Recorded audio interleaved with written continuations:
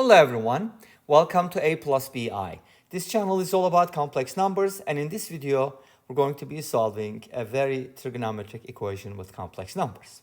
I said very trigonometric because we have the cosine theta, we have the sine theta, but on top of everything we also have the imaginary I. What is I?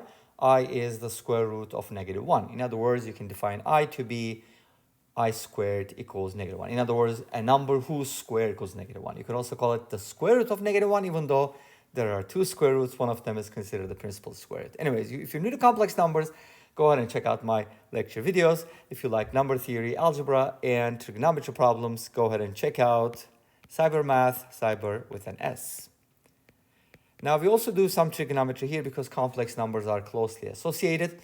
When you write a number in polar form or other forms, we use Euler's formula, which is beautiful, by the way.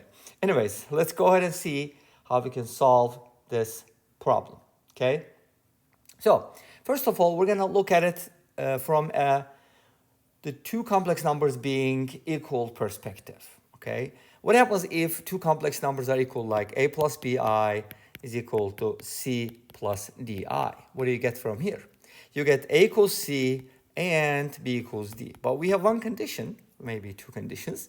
A, B, C, D are all real numbers, right? That's how you write a complex number in standard form. If that's not satisfied, then Houston, we're in trouble. So, can we use the same idea here? As long as cosine theta and sine theta are real numbers, why not, right? Of course, root 2 minus 1 is a real number, so it should work normally. Let's go ahead and check it out. So if these two complex numbers are equal and cosine and sine are real numbers, that means the real parts are equal. But on the right-hand side, we do see a real number. That's a how do I say that? It is a real number. Okay, fine. It's a real number, which means its imaginary part is 0. So in other words, we need the following. We need cosine theta to be root 2 minus 1, and we do need sine theta to be 0. And you're like, okay, so what? Well, this is problematic. You know why? Because we have a Pythagorean identity. What is sine squared theta plus cosine squared theta? It's equal to 1, even when theta is non-real, right? This always holds. So if you plug these in, 0 squared plus root 2 minus 1 squared, unfortunately, that does not equal 1. What is that supposed to mean? It just means that, obviously, you should know this too from the unit circle. When sine theta is 0, cosine can only be 1 or -1, right? It's one of those. So there's no way cosine is going to be root 2 minus 1. Don't get me wrong, though. Cosine can be root 2 minus 1 because it's still less than 1, so theta can be real. But, okay, we'll talk about that in a little bit. So this means cosine theta and sine theta, or maybe one of them at least, right? They are not real numbers. What is that supposed to mean? So whenever you write a number like this, for example, think about a plus bi, right? If a is 3 and b is 4, you get what? You get 3 plus 4i, which is a complex number, and you can easily identify the real part and the imaginary part. You can even plot this, right? 1, 2, 3, 1, 2, 3, 4, just like a vector or a point on the coordinate plane. So yes, we can do this when a and b are real numbers. But when they're not, for example, what happens if a is 3 plus I and b is 4 minus I? Okay, now this is what happens. A plus bi is then going to equal 3 plus I plus 4 minus I multiplied by I. Now this is going to equal 3 plus I plus 4i minus I squared. Uh-oh, did I say that I squared is -1? I think I did, right? Because we defined it to be the square root of -1, remember? So in this case, this is going to turn into a plus 1. 3 plus 1 is equal to 4. It's going to be 4 plus 5i. As you can see here, if a plus bi equals 4 plus 5i does not necessarily imply that a is 4 and b is 5, unless a and b are both real numbers. Now, what's the opposite of both? Well, at least one of them is not a real number. Does that make sense? Okay, how do we solve it then? So let me go ahead and use a little bit of maybe trigonometry, okay? Some type of substitution.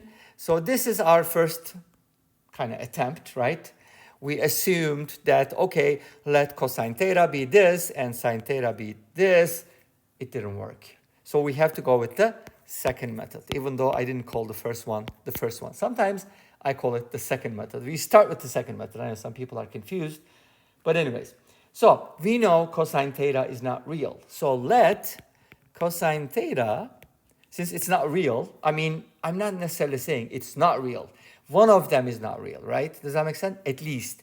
They could be, one of them can be complex, non-real, and the other one can be real, or vice versa, or both of them are non-real. But let's just assume that cosine theta is equal to a plus bi, where a and b are real numbers. In this case, we kind of have to specify, make sure that we're not going into another problem, okay? And of course, we do know that sine squared, again, plus cosine squared is equal to 1, right? And now by substitution, you can go ahead and replace cosine theta with a plus bi, right? And then that should give you something, wouldn't it? So let's go ahead and simplify this. If you expand it, a squared, and then you get bi squared as a quantity, will give you a minus b squared, because I squared is negative 1 again, plus 2a bi is equal to 1. Now remember, our goal is to solve for sine. So let's isolate sine squared here. That should give us 1 plus b squared minus a squared minus 2a bi. And from here, of course, there is going to be two solutions because there are two numbers whose square equals this, the square roots and the opposite, but we're just going to go with one of them for simplicity's sake. Let's just go with this one, the one with the plus sign, okay? So sine theta from here should be this.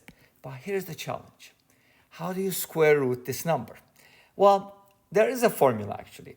How to find the square root of a plus bi, and I believe at some point I talked about it. But here's how it works. Let me show you how that works. You set it equal to x plus yi, and then you square both sides and try to solve for x and y in terms of a and b, because that's going to give you the square root of this complex number. If you want, you can also call this z or c, and you can call this d if you want. Doesn't matter, no big deal. But the idea is square both sides, and you should be getting something like this. That should be a minus sign, minus 2abi equals x squared minus y squared. Just like before, you know how to square this now. Now, we have two complex numbers that are equal, but this time we have the real and imaginary parts. So this should equal 1 plus b squared minus a squared, and this should equal the part that is the coefficient of I, which is negative 2ab. Great. From here, we get the following. And since we're going to try to solve for x and y, let's go ahead and put them on the left-hand side. So we get x squared minus y squared equals 1 plus b squared minus a squared. And from this one, we get xy is equal to negative ab after dividing both sides by 2. Does that make sense? I hope it does. Now, we got a system, and this system is actually not too hard to solve. Especially if you go ahead and square both sides here, you get x squared y squared equals a squared b squared. And then, from here, you can isolate x squared. You can also do it for y, but x squared is already positive here, so let's just keep it that way and add y squared to both sides. And if you do that, these two are going to cancel out. We're going to get x squared by itself, which is y squared plus 1 plus b squared minus a squared. Now, this is what I would like to use here. I want to substitute that so that I can get a quadratic in y squared. So y squared multiplied by x squared, which will be replaced with y squared plus 1 plus b squared minus a squared is equal to a squared b squared. And guess what? Since this is quadratic in y squared, in other words, it's quartic but biquadratic, we can just go ahead and set y squared equal to something. Maybe you don't want to use z because z is usually reserved for complex numbers, on this channel at least. By the way, the name of the channel is a plus bi. Hopefully you'll remember that, right? So what I can do is I can just set it equal to some other variable. How about u? Okay, y squared equals u gives us the following. U times u plus 1 plus b squared minus a squared equals a squared b squared. You got to remember that we're supposed to solve for u in terms of a and b, But again, this is quadratic, so we're going to distribute it, u squared, and then the coefficient of u is going to be 1 plus b squared minus a squared, so the whole thing is going to be multiplied by u, and now we're going to subtract this, and this will give us our quadratic equation in u, which is y squared, right? Now let's go ahead and solve this using the quadratic formula. Wow, this is a lot of work, don't you think? Negative b, we're just going to negate it. It's going to be like a squared, oops, that's a weird school. A squared minus b squared minus 1 plus minus the square root of b, I mean b being in the quadratic b, squared minus 4ac, that'll be 4a squared b squared. Okay, and then you're going to divide it by 2. You got to remember that u is y squared, so if you square root this expression, you're going to get y. Do we have x? No, but once you find y, you can also find x, because actually, you know what? It's probably better to keep it that way because we're going to substitute here anyways. So if you know y squared, that's good enough. All we need is y squared. But of course, at the end, you need to kind of square root everything to get x and y. What happens once you get those values, right? Again, this is going to be a long solution, but I'm just going to leave you with some, hints. Once you find the value of x and y, you're going to be able to solve for sine theta, and then once you find this in terms of a and b, you can go ahead and plug it in, and hopefully you can solve for whatever you need from there. But again, this is a lot of work, don't you think? And I'm going to leave it as an exercise for you guys, okay? Because I'm being lazy here all the time. Okay, so there's definitely a third approach which we can easily look at. And this is something that you should actually be familiar with. Let me show you real quick. Cosine theta plus I sine theta is equal to root 2 minus 1. And then, of course, there's a fourth method too. I'd like to talk about different approaches today. And you're going to decide which one is the best. And there's probably something that I'm forgetting here, which might be the fifth method. This rarely happens, by the way, on this channel. I usually present 2 or 3 methods, if possible. Now, here's what I'm going to do. I'm going to use Euler's formula. Remember, I already talked about it at the very beginning. So Euler said, and he is the best, by the way, you can argue if you want, he said that this can be written as e to the power I theta, which is super powerful, don't you think? And then we can go ahead and just set it equal to that. And from here, we can just natural log both sides. I theta should equal ln root 2 minus 1. Now, one thing to keep in mind here is ln root 2 minus 1 is a real valued logarithm because root 2 minus 1 is positive, and we have a positive argument, not that argument, the argument of the ln function. That's what I mean. And next step, a lot of times people are going to divide by I, but I don't do that. I multiply by negative I. Why? Because when you do that, you get positive 1. Remember, I squared is negative 1. Negative I squared is positive 1. So this gives you theta directly. So theta is negative I times ln root 2 minus 1. Okay, were we trying to solve for theta? That's a good question, right? Probably. Maybe not. But at least we found it. That seems to be the only variable here. But what is that supposed to mean, right? What is, for example, what is the cosine of something like this? Which is interesting, right? Cosine theta is going to be the cosine of negative I times ln root 2 minus 1. How do you find the cosine of something like this? Which is really weird, right? Well, we do have a formula. If you know, because we do have the following. Cosine theta plus I sine theta is e to the I theta, and cosine theta minus I sine theta, which you replace. If you replace theta with negative theta, cosine is even, you get e to the power negative I theta. If you add these two up and divide by 2, you get the following. E to the I theta plus, actually, this is what we get from here. Cosine theta becomes e to the I theta plus e to the negative I theta divided by 2. And with the sine, we have a similar formula by subtracting these equations, right? So would it be easier if we knew this? And yes, because now you're going to replace theta with this. So cosine theta would be e to the power I times this, which is negative I ln root 2 minus 1, right? Plus e to the power negative I times ln root 2 minus 1, which is super duper complex, right? Okay, not complex, but complicated. And when you multiply these, negative I squared is going to give you 1. So you're going to have for cosine theta, e to the power ln root 2 minus 1.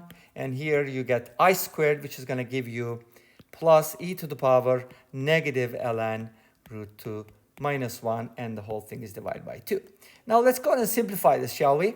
First of all, we have a minus sign. You all actually want to do a couple different things here. You can go ahead and bring it over here as a power and then take care of that. Or you can just do a to the power ln and then raise it to the power negative 1, which is probably a little easier. First of all, let me tell you, e to the power ln y is equal to y. So this will be root 2 minus 1.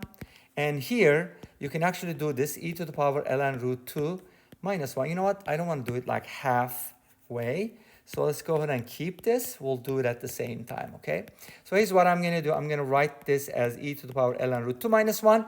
And then the whole thing is raised to the power negative 1, which gives us the minus sign because the powers are multiplied, right? You probably know that rule. Oops, that's the last page, so I got to be careful. E to the power ln this, so this is going to be root 2 minus 1. This is going to be root 2 minus 1, but the reciprocal, which is 1 over root 2 minus 1, and the whole thing is divided by 2. Let's go ahead and simplify this. Now notice that this becomes root 2 plus 1, root 2 minus 1, and root 2 plus 1. 1 cancels out. 2 root 2 divided by 2 is going to give us root 2. That is interesting, don't you think? Well, this means cosine theta is root 2. But what does that mean in terms of sine theta? Let's go ahead and find sine theta because that'll be pretty interesting. And actually, that kind of gives you the idea how I came up with a problem like this, because this is a homemade problem. I came up with the idea. Now, anyone can come up with a problem like this. Obviously, I'm not saying that, but basically, I haven't found this in any problem book. You don't find these kinds of problems very much. Trust me, I've looked at probably 15, 20 different textbooks on complex analysis. Okay, anyways, if cosine theta is the following, remember our Pythagorean identity, sine squared plus cosine squared is equal to 1. If this is the case, and notice that this also tells you that theta is not real, because cosine, if theta is real, cosine cannot be greater than 1. But in this case, it is, because root 2 is greater than 1.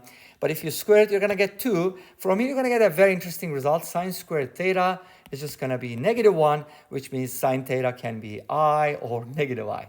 This is how I actually came up with the problem. I thought, okay, what happens if sine theta is I? And then I kind of wrote this down. I said, okay, if sine theta is I, and then I replace this with I, and of course, by Pythagorean theorem, this becomes root 2. You get root 2 minus 1 from here. That's how I got the result. Make sense?